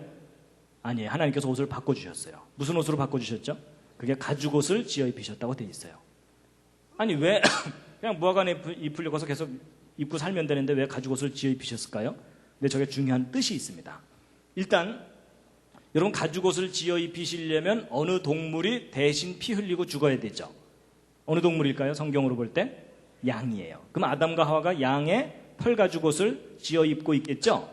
근데 그걸 나타내는 글자가 모양형자예요. 이게 모양형자거든요. 여러분 이게 요 왼쪽에 있는 요 글자가 방패간자 2개 붙여놓은 거예요. 근데 이 방패간자라는 뜻도 있지만 무슨 뜻이 있냐면 죄를 범할 간자라는 뜻이 있어요. 그러니까 죄를 범한 아담과 하와에게 이게 털옥삼자죠. 털 가죽 옷을 지어 입힌 모양 이런 뜻이에요. 그러면 왜 무화과나무 잎이 입으려고 치마라는 게 어때서 가죽옷을 바꿔주셨느냐 하는 건데, 여러분 이게 이제 상징적인 게 뭐냐면, 여러분 무화과나무 입으려고 치마라는 게 무슨 뜻이냐면, 인간이 자기의 잘못과 죄를 스스로 해결하려고 노력하는 거예요. 이게 모든 종교를 상징합니다. 그런데 그 방법으로는 너희들을 구원할 수 없다. 내 방법으로 구원해야 된다라고 하나님이 가르쳐 주신 게 뭐예요? 어느 동물이 누군가가 너희를 위해서 피를 흘리고 그 죄값을 치러야만 너희들의 죄가 해결되는 거다라고 가르쳐 주신 게 가죽옷입니다. 복음이죠. 그렇죠? 그래서 진짜 어린 양의 희생에 피를 흘리면 너희들의 죄가 해결된다는 거예요. 그래서 여러분 절대로 인간의 노력으로는 구원 못 받습니다. 그래서 하나님 저를 구원해 주십시오라고 하나님의 방법에 의지해야만 구원받습니다. 그게 이제 여기에 들어있는 겁니다. 근데 이제 왕께서 눈으로 어진 사람을 보는 거예요. 볼견자죠. 그리고 하나님께서 보시는 거예요. 그래서 나타나서 살펴보시는데 아담과 하와가 어디에 숨었어요? 동산 나무 사이에 숨었다고 돼 있죠. 그래서 여러분 이게 숨다 비키다라는 타자인데 몸이 나무에 숨어 있는 것을 나타내고 있어요. 근데 여러분 하나님 나타나셨으니까 아담과 하와가 나무 뒤에서 나와야 되죠. 근데 여러분 아담과 하와가 나무 뒤에 숨어 있다가 하나님 앞으로 나오는 장면이 한자에 있어요. 그게 무슨 글자냐면 올레자예요. 잘 보세요. 나무 뒤에서 두 사람이 나오고 있잖아요. 잘 껴맞추죠. 그거 참 희한해요. 여러분 성경 창세기대로 한자를 풀면 술술술술 풀려요. 근데 이제 그 두 사람들이 나오자마자 그냥 하나님께 저희들이 죽을 죄를 지었사옵나이다 이러면은 좀 일이 잘 해결됐을 텐데 어떻게 하다가 망했어요? 죄래요 이러다 망했죠? 그래서 여러분 이거 보세요. 이제는 나무 목자가 아니라 큰 대자예요. 크신 분 앞에 두 사람이 나와서 말을 하는데 망령스럽게 말하다라는 격자예요. 그 다음에 이제 요 밑에 있는 글자 이거 보세요. 슬픔, 아픔을 나타내는 초라는 글자거든요. 그 장기 들 때 그 초나라 초자입니다. 근데 여러분 이게 원래 뜻은 슬픔, 아픔, 괴로움, 고통 이런 건데 이게 뭐냐면은 두 나무와 짝 필자로 돼 있어요. 여러분 이게 무슨 말이냐면 아담 입장에서 보면 에덴 동산의 그 두 나무와 자기 마누라만 함께 떠올리면 신경질이 나는 거예요. 그렇죠?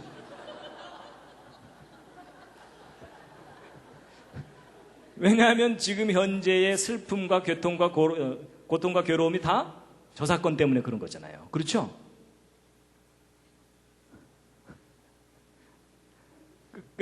그 다음에 여러분 보세요. 보통 그 영어를 배우거나 다른 나라 말을 배울 때 제일 먼저 배우는 거가 기본 동사입니다. 가다, 오다, 앉다, 행하다 이런 거죠. 근데 이런 동사들을 보시면은 공통점이 뭐냐면 항상 두 사람이 함께 있어요. 그렇죠? 누구하고 누구를 소재로 만든 글자겠어요? 아담과 하와요. 그렇죠? 아담과 하와를 소재로. 자, 그 다음에 이제 죄입니다. 죄. 죄가 뭐냐? 한자에 참 잘 표현되어 있어요. 올가미 망자의 안일비자입니다. 저게 무슨 말이냐? 하나님이 하신 말씀을 아니라고 부정하는 올가미에 걸려들면 죄를 짓는 거예요. 하나님의 말씀을 아니라고 하는 것이. 자, 그래서 여러분 보세요. 여러분 사람을 죽이는 것이 왜 죄이죠? 왜 죄인가요? 정답은 하나님께서 살인하지 말라고 말씀하셨기 때문에 거기서 벗어났으니까 죄예요. 근데 여기서 기준은 죽이는 것 자체가 기준이 아닙니다. 하나님이 하신 말씀이 기준이에요. 자, 그러면 여러분 사람을 죽이지 않으면 죄가 되는 경우가 있는 거 아세요? 어떤 경우일까요? 이스라엘 민족이 이집트를 탈출해서 애굽을 탈출해서 가나안 땅 들어갈 때 하나님이 뭐라고 명령하셨죠? 예, 가나안 사람들을 어린아이라도 불쌍히 여기지 말고 다 죽여라 이렇게 돼 있어요. 그렇죠? 그때는 뭐가 죄이죠? 안 죽이는 게 죄예요.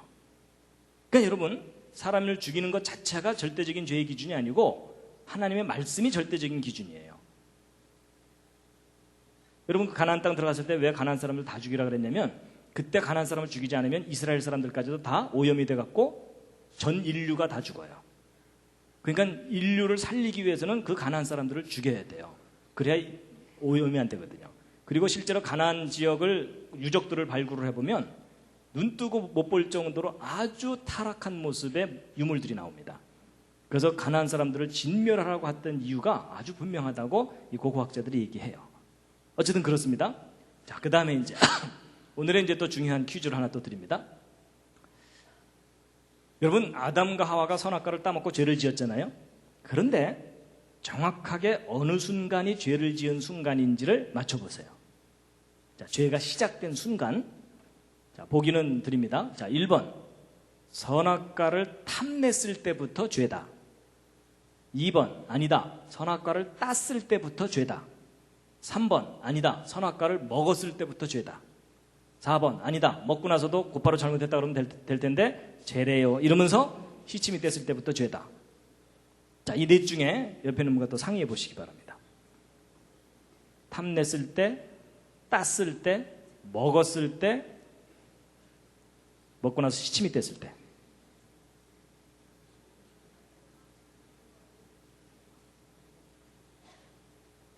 자, 이제 확인해 보겠습니다. 뭐 틀려도 상관없습니다. 이제 서로 모르니까 우기셔도 됩니다. 자, 1번. 탐냈을 때부터 죄다. 그렇게 생각하시는 분. 자, 지금 손 드신 분들은 상당히 높은 도덕적 기준을 갖고 사시는 분들입니다. 가능한 한 그 기준을 자기에게만 적용해 주시고 자꾸 다른 사람들한테 적용하지 말아 주시기 바랍니다. 예. 자, 두 번째.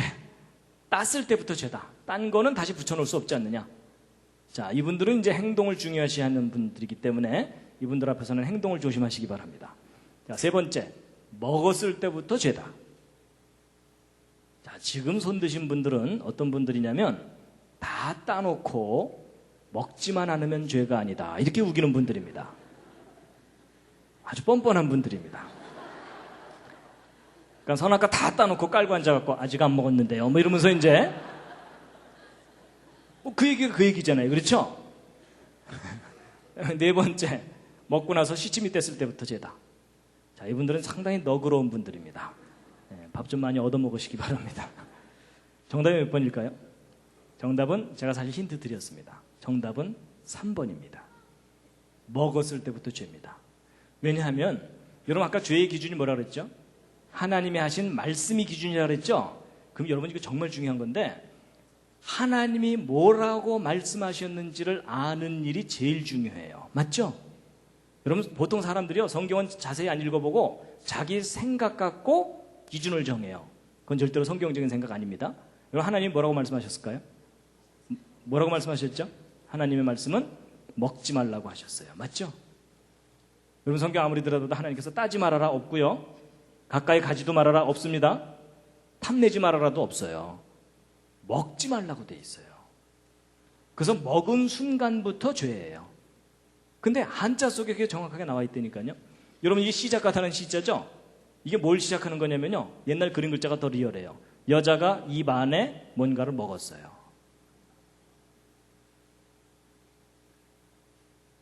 선악과를 먹은 순간이 죄의 시작이에요. 그래서 여러분 이 시작하다는 시자가 우리 인류의 죄의 시작을 나타내는 글자입니다. 저게. 여러분 예전에 한자 이렇게 배웠으면 얼마나 좋았겠어요. 성경도 배우고 한자도 배우고 스토리를 다 하니까 잊어먹을래 잊어먹을 수도 없고. 맞죠? 성경을 인정하면 풀려요. 성경을 인정하지 않으면 머리만 아프고 외워지진 않아요. 그래서 여러분 분명히 여자가 실과를 따먹고 죄를 지은 거예요. 근데 여자는 사고를 치면 꼭 남자를 끌고 들어갑니다. 그래서 여러분 여자가 또 손을 들어서 또 하나 잡았어요. 성경을 보면은 자기와 함께한 남편에게도 주매 그도 먹은지라. 그래서 남자도 함께 죄를 짓게 된 겁니다. 그래서 여러분 사건 한자 보세요. 이게 뭐냐면은 여자가 집에 있을 때는 평안했어요. 그렇죠? 이게 뭐냐면 하와가 에덴 동산에 있을 때는 평안했다는 뜻이에요. 근데 뭐 때문에 사건이 생겼어요? 나무 때문에.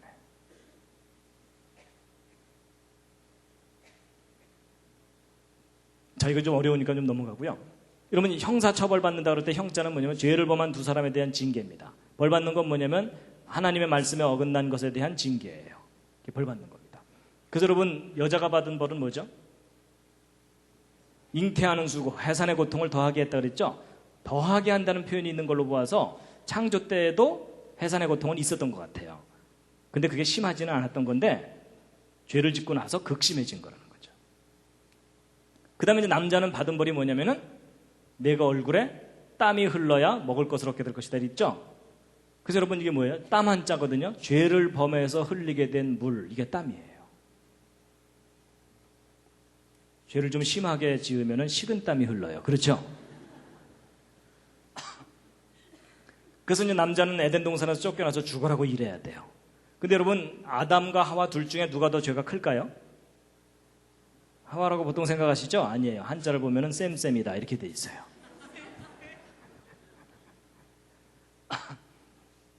그 다음에 여러분, 형극의 길을 간다 할 때 이 가시극자 보세요. 하나님, 에덴 동산의 그 두 나무에 울타리를 친 거예요. 접근하지 못하게. 그리고 피곤하다, 곤란하다 그럴 때 곤자도 보면은 생명나무에다가 울타리를 치어서 사람들이 접근하지 못하게 하신 거예요. 그 다음에 무덤영자, 영화영자인데 이건 좀 약간 의역을 해야 되는데요. 여러분 뜻은 정반대죠. 죽음과 삶이죠. 그렇죠? 영광이죠.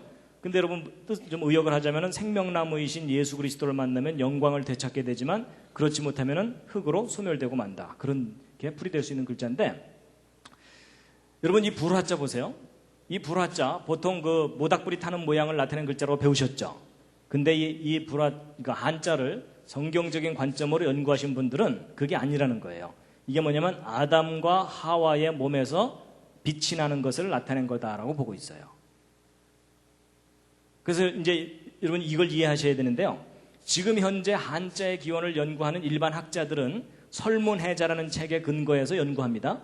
근데 이 설문해자라는 책은 한자가 만들어질 때부터 있었던 책이 아니고 한자 만들어지고 나서도 한 2000년 후쯤 지난 후에 예수님 그때 그 근처쯤에서 중국의 도교 사상이 널리 퍼져 있을 때 만들어진 자전이에요. 그렇기 때문에 이런 성경적인 관점의 이야기를 다 잊어버리고 인간적인 인본주의적인 관점에서 그 한자의 기원을 설명해 놓은 책이기 때문에 지금 이렇게 설명드린 내용이 저 책에는 없어요. 그래서 여러분 이제 오늘 이야기 듣고 감명을 받고 나서 한자 연구하는 분들한테 가서 잘난 척했다가는 큰 코 다칩니다. 그분들이 어디서 이상한 소리 듣고 헛소리 한다고 혼을 냅니다. 그래서 여러분이 그걸 아셔야 돼요. 그분들은 저 책에 근거해서 한자를 주로 연구하기 때문에 이런 스토리를 몰라요. 그러다가 최근에 얼마 전부터 한자와 성경을 비교해 봤더니 너무나 닮은 게 많은 거예요. 그래갖고 하나하나 연구하다 보니까 지금 설명드린 이 내용들이 밝혀지게 된 거를 오늘 지금 설명드리는 겁니다. 이해가 되시죠? 예, 그거를 이해를 하셔야 됩니다. 그래서 이제 에덴 동산에서 쫓겨납니다. 이제 죄를 범해서 도망가는 거고 이거 이사하다 할 때 사자죠? 예, 이사 저도 참 많이 다녔습니다. 저희 부모님들이 고생을 많이 하셔갖고 이사를 많이 다녔는데 여러분 인류의 이사 가운데 가장 비참했던 이사가 뭘까요? 에덴 동산에서 쫓겨나는 거예요. 그렇죠?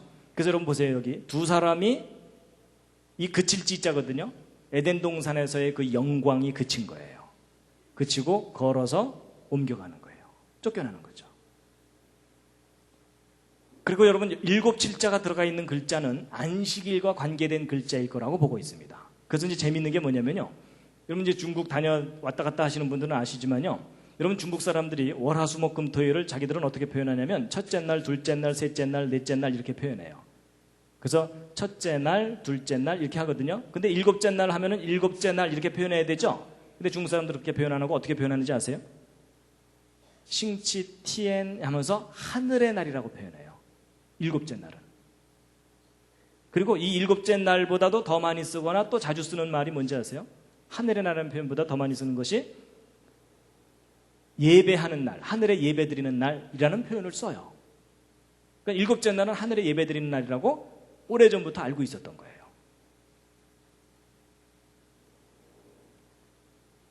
자, 잠시 기지개 한번 켜시고요. 이제 조금만 더 하면 끝납니다.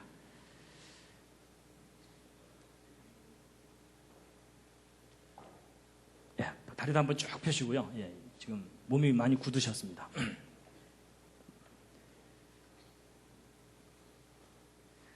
요 얘기는 다음 주로 미룰까요? 그냥 듣기로 하셨나요? 예, 바쁘신 분들은 중간에 가셔도 됩니다. 근데 이제 마지막으로 정말 중요한 부분이 남았습니다. 미뤄도 되는데요. 그냥 한 김에, 예. 다음 주 공룡 얘기를 해야 되니까. 여러분, 한자 속에 예수 그리스도에 관한, 메시아에 관한 글자들이 있어요. 자, 그 실마리를 풀 수 있는 중요한 글자가 바로 이 제사제자입니다. 여러분, 한국에 기독교가 들어올 때 가장 심하게 부딪혔던 것이 제사 문제였어요. 맞죠? 그래서 맏며느리가 예배당 다니기 시작하면 하여튼 그 집안은 난리가 나는 겁니다. 그래서 많은 핍박을 받고 지금도 많고요. 그렇죠? 근데 여러분, 우리가 변질된 제사를 드리고 있었기 때문에 기독교와 제사가 충돌한 겁니다. 여러분, 우리가 변질되지 않은 원래의 제사를 정확하게 지키고 있었으면 기독교와 제사는 충돌할 일이 없었어요. 오히려 기독교야말로 제사의 종교예요. 그럼 예수님이 이 땅에 오신 이유가 무엇 하시기 위해서요? 우리를 대신해서 제사 드리기 위해서 오셨던 거예요. 맞죠? 기독교가 오히려 제사의 종교예요. 그러면 이제 제사가 뭐냐? 그걸 정확하게 알아야 되겠죠?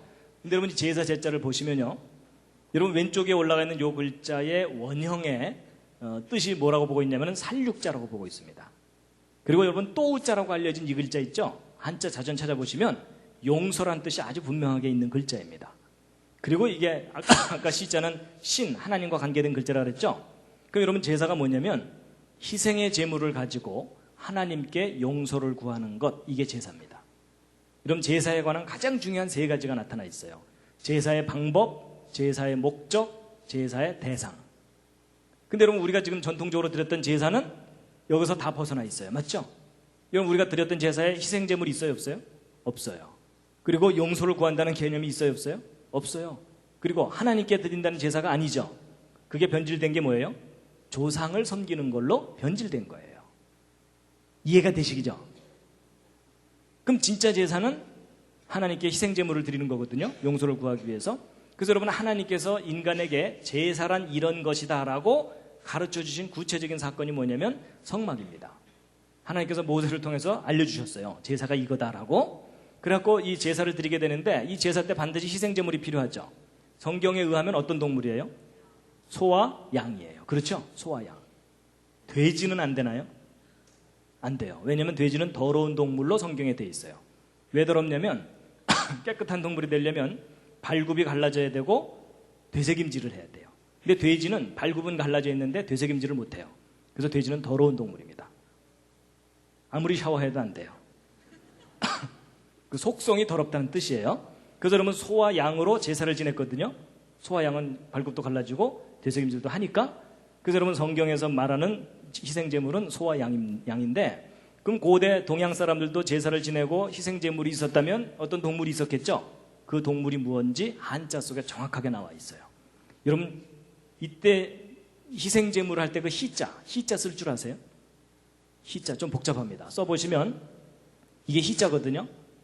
잘 보시면 이 속에 동물이 2마리가 들어있어요. 뭐하고 뭐죠? 소와 양이에요.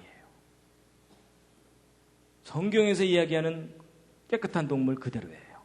가장 대표적인 2 희생제물. 근데 여기서 끝나는 게 아니라 그것도 흠없는 거. 빼어날 숫자. 가장 좋은 것을 창으로 죽여서 희생제물로 삼았던 거예요. 여러분, 고대 동양 사람들이 제사를 정확하게 알고 있었어요. 그 뜻까지도. 근데 중간에 까먹은 거예요. 그래서 여러분, 그 사건 할 때, 한 건, 2건 할 때 뭐냐면 사람 하나당 소 한 마리죠. 사람의 죄를 소가 대신 갚아줄 수 있다. 그런 의미가 있어요. 그래서 이 소자에는 요 삐침 붙어 있죠. 이 생명이라 그랬죠, 아까? 그래서 사람의 생명을 대신할 수 있는 동물이라고 볼 수 있다는 겁니다. 그리고 이제 이 피혈자도 제사 때문에 생긴 글자입니다. 왜냐하면 여러분, 성경을 보면 육체의 생명은 피에 있다 그랬죠. 그러니까 생명이 곧 피죠. 피가 생명입니다. 근데 여러분, 희생제물을 드릴 때 양을 죽인 후에 그 피를 그릇에다가 담아요. 그럼 그릇에 피가 담겨 있는 거고 곧 생명이 담겨 있는 거죠. 그래서 여러분, 이 피혈자가 뭐냐면 그릇 명자의 생명별자입니다. 그릇에 생명이 담겨 있다, 그 뜻입니다. 제사 때문에 생긴 글자입니다. 자, 그런데 이제 제가 이제 북경에 갔을 때 이 천단공원 가봤거든요. 근데 제가 이 건물 안에 들어가 보고 놀랐어요. 들어가 봤더니 앞에 제단이 있고요.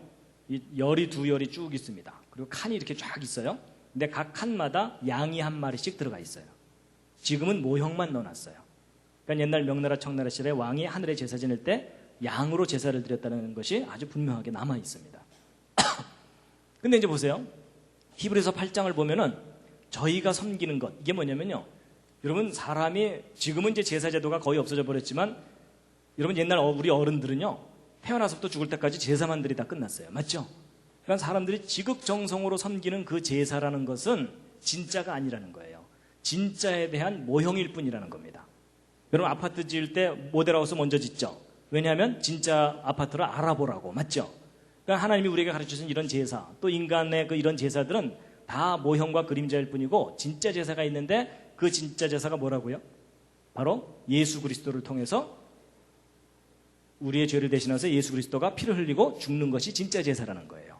그걸 알아보라고 제사를 가르쳐 주신 거예요. 그런데 이제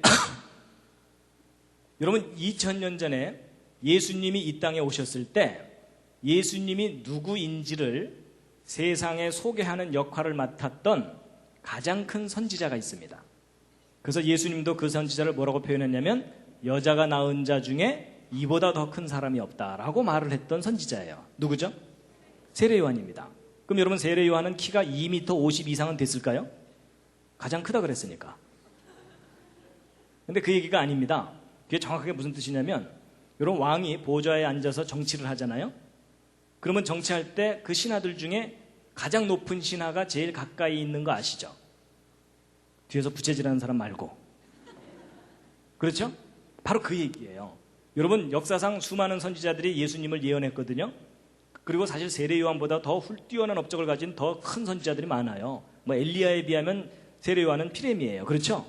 그런데도 왜 예수님께서 세례 요한을 제일 큰 선지자라고 말씀하셨냐면 예수님에게 제일 가까이 있는 선지자이기 때문에 말씀하신 거예요. 그걸 뒤집어 얘기하면 뭐겠어요? 내가 메시아다라는 말을 하시는 거예요. 이해가 되시죠? 그럼 바로 그 예수님 바로 앞에 와갖고 이분이 우리를 구원해 주실 메시아입니다라는 역할을 맡은 것이 세례 요한이거든요. 근데 그 세례 요한이 정말 세상 사람들한테 예수님을 정확하게 소개를 했어요. 뭐라고 소개했는지 혹시 아세요? 그게 뭐냐면 요한복음 1장 29절에 나와 있습니다. 함께 읽으시겠습니다. 중요한 부분입니다. 시작. 이튿날 요한이 예수께서 자기에게 나오심을 보고 가로되 보라, 세상 죄를 지고 가는 하나님의 어린 양이로다. 이분이 우리의 죄를 위해서 대신 피를 흘리고 죽게 될 희생의 제물이다. 하나님이 보낸 어린 양이라는 거예요. 그럼 이분이 우리를 대신해서 피를 흘리고 죽으면 우리가 어떻게 된다는 겁니까? 죄인이었는데 의인이 된다는 거예요. 맞죠? 근데 여러분, 그 잘 보세요. 하나님의 어린 양이 나를 위해서 대신 죽으면 내가 어떻게 된다고요? 의로워진다는 거예요. 맞죠?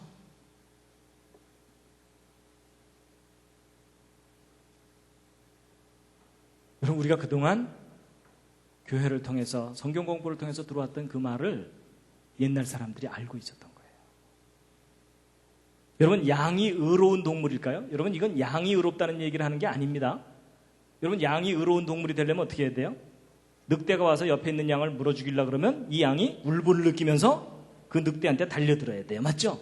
그래야 양은 의로운 동물이에요. 근데 여러분, 양 자체는 의로운 동물이 아니에요. 옆에 있는 양이 물려 죽어도 이 양은 도망가기 바빠요. 그러니까 양 자체가 의롭다는 뜻을 가진 글자가 아닙니다.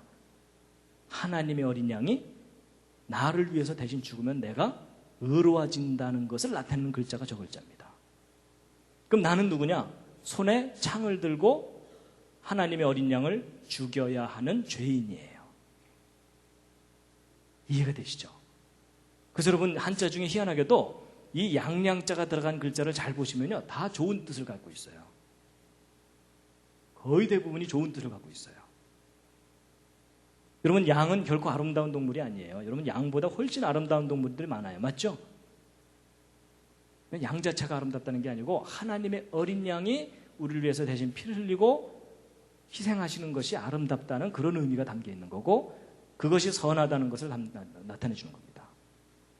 그러니까 여러분, 이 양양자는 하나님의 어린 양, 곧 예수를 상징하는 글자라고 보시면 돼요. 그러니까 여러분, 여자 이름 중에 좋은 이름이 뭐겠어요? 미선이에요. 그 다음 좋은 이름은 뭐겠어요? 선미요. 그래서 여러분, 우리가 그냥 무심코 무심코 저 양양자가 들어가 있는 글자들을 우리가 사용해 왔지만 그 속에 담겨 있는 뜻은 예수였어요. 이해가 되시죠? 자기 이름에 양양자 들어가 있는 분 있으실 텐데요. 예, 기뻐하시기 바랍니다. 내 이름에 예수의 흔적을 가졌노라 이러셔도 돼요. 맞죠? 요즘 앞뒤 얘기가 다 그 얘기거든요.